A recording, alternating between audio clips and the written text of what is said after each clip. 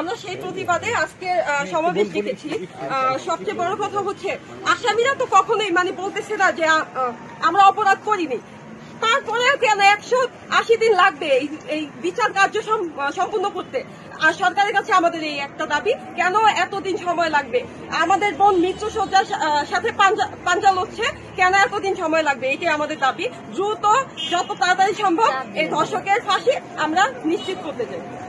বাংলাদেশে ধর্ষণ থাকবে না, এটাই হচ্ছে আমার একমাত্র মন্তব্য। সুস্থ বিচার সময় মতো হতো তাহলে তো আজকে এই পর্যায়ে আমরা পৌঁছাতাম না। আমার ছোট বোনের যদি আজকে কিছু হয় এই দায়ভার কে নিবে? এই যে আসিয়া যে আজকে অসুস্থ, ওর যে বিচার ব্যবস্থার জন্য এতগুলো টাইম নিচ্ছে তারা, এই টাইমের ভিত্তি করে তো অনেকে মনে করবে যে আরে ধর্ষণ করে ফেলি, সময় তো চলেই যাচ্ছে, হইলে হইবে না হইলে নাই। কেন?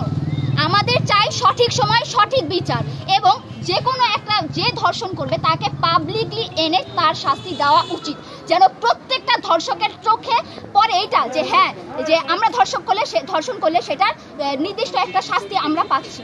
6 মাস যাবৎ সারা দেশ খুব ভালোভাবে চলতেছিল, আমরা যেটি দেখলাম।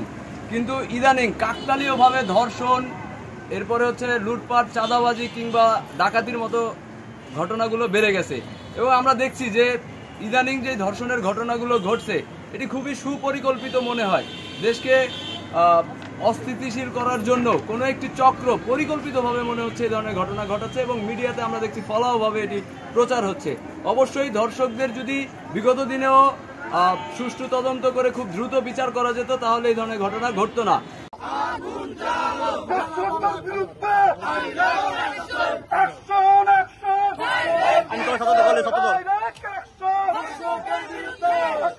আমি